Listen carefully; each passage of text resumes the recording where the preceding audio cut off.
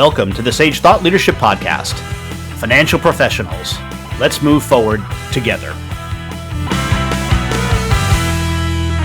Well, hi, everyone, and welcome to our podcast.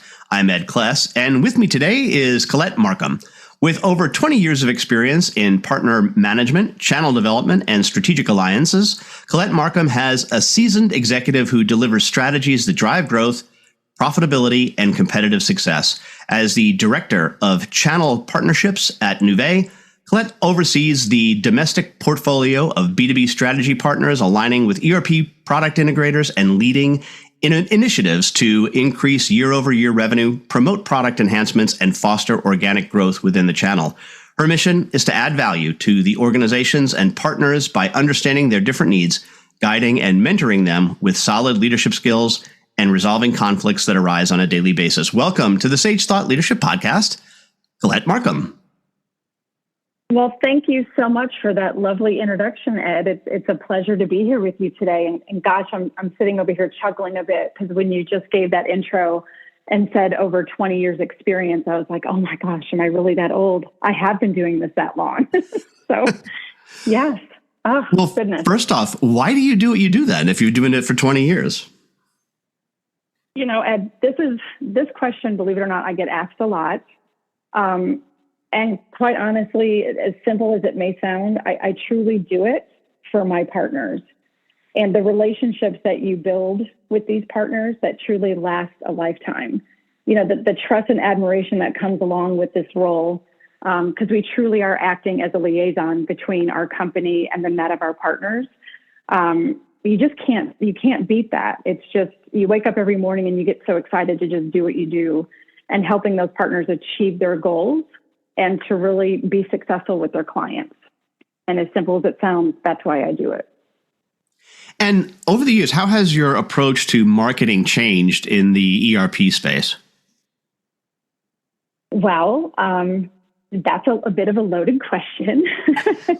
So at Nuvei, let me back up in time. We started out years ago as Sage Payment Solutions. And Sage sold off our division, and we had to rebrand and become Paya, right? So when you go through any kind of acquisition, is that, you know, every new firm has their own way and their own approach on how they want to handle certain things, especially marketing. About a little over a year ago, Paya was acquired by Nuvei. And last year, kind of everything stayed the same. This year, they have a different marketing approach, right? The way that I look at it is, of course, you know, you have to go and abide by what your company recommends and the tools that they're giving you.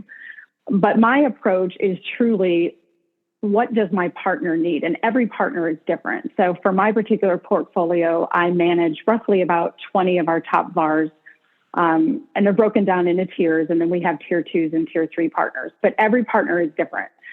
So you really have to get in and ask them what works for them. How have they been successful? You know, how does their marketing team work and how do they want to work with us? And you approach it on an individual basis. And then you take back those recommendations to your marketing team and say, hey, here's the recommendation from my partner. This is what I think is going to work. And you just kind of tackle it that way. Most of the time we're successful. Sometimes we're not. And you just have to pick up the pieces and move forward and try with a different strategy the next time. And that's truly the most simplistic response to that. What do you think has been tending toward more successful in the last couple of years, let's say since COVID? Oh my gosh. Yeah. Because, you know, think about COVID, everything shut down, our whole world as we know it.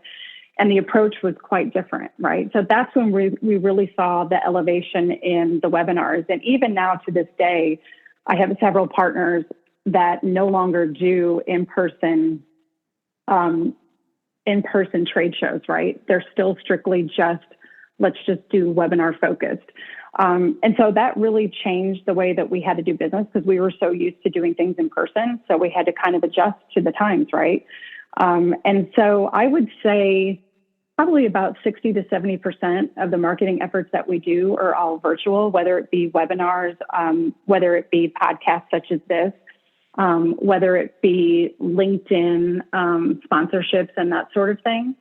So it really has changed. And I'm glad to say that most of our partners prefer to do a lot of things online today because it makes our jobs a lot easier, and we can actually reach out to the masses more so than we would when we did things in person. Yeah, it's a strange combination. I hear a lot that prospects are certainly or oftentimes more educated than they were in the past. At the same time, I think part of the challenge is that they often diagnose the problem themselves and they don't get the prescription correct. So the challenge of it, yeah. So talk a little bit about that. That's a bit of a conundrum. Yeah, that's a little bit of a conundrum, right? Because, I mean, we're blessed with really great partners, right? And a lot of them do come to us as the industry experts in this space and really take our recommendations and what we've seen work and what we've seen that doesn't. There are times, though, where they're just so steadfast on this is what we want to do. Let's just take this approach. And of course, they're the partner. We're going to go with whatever they want to do. But, you know, a lot of times when it doesn't work that way and they come back and, you know, they're like, listen, Colette, you're right. We should have gone about it this way instead. It doesn't matter. You know, it's all trial and error. So we all learn and we all grow from it. It's like, don't worry about it. We'll get it next time. And, you know, a lot of times then we do have to regroup and think about, okay, what's our next approach? What's our next strategy going to be? And you just pick up the pieces and go from there. And Colette, we have an exit question that we ask all of our guests, and that is, who is a hero of yours and why are they a hero? Oh, my goodness. That's a great question. You know, some people might listen to this and be like, what is she talking about? How could her 17-year-old teenage son, especially with teenagers today, be my hero? But honestly, he is my hero, and I'm going to tell you why. So both of my children, I have two teenagers, God bless me, right? And they're both dyslexic. So they both had academic struggles, you know, ever since they started pre-K. My daughter, fortunately for her dyslexia was caught in second grade. Unfortunately for my son, it wasn't caught until middle school. So he was behind the eight ball a bit.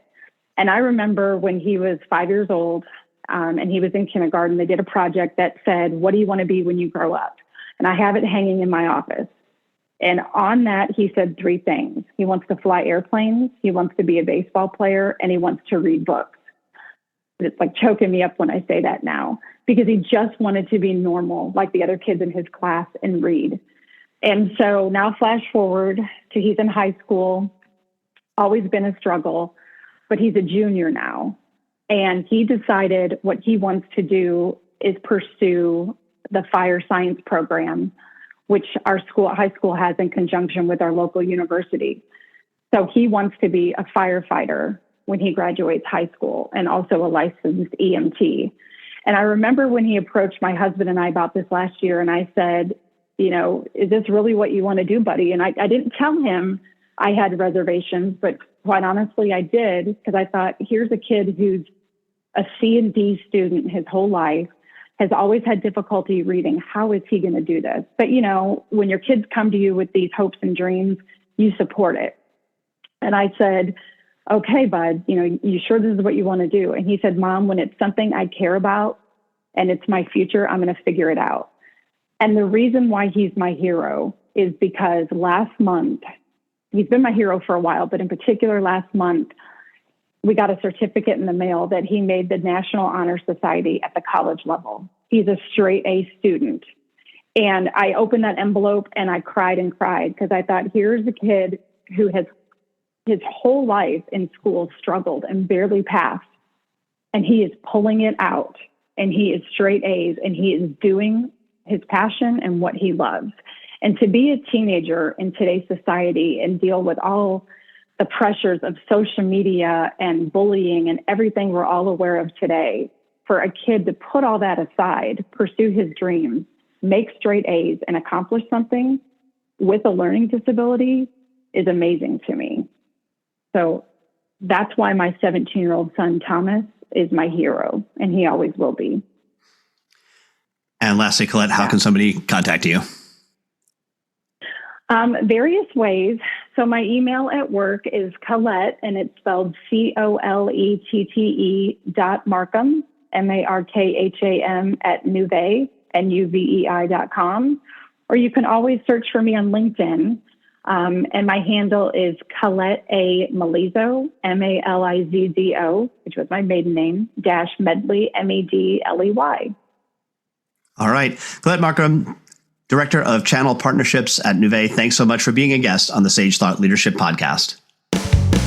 Thank you so much for having me, Ed. It was a pleasure.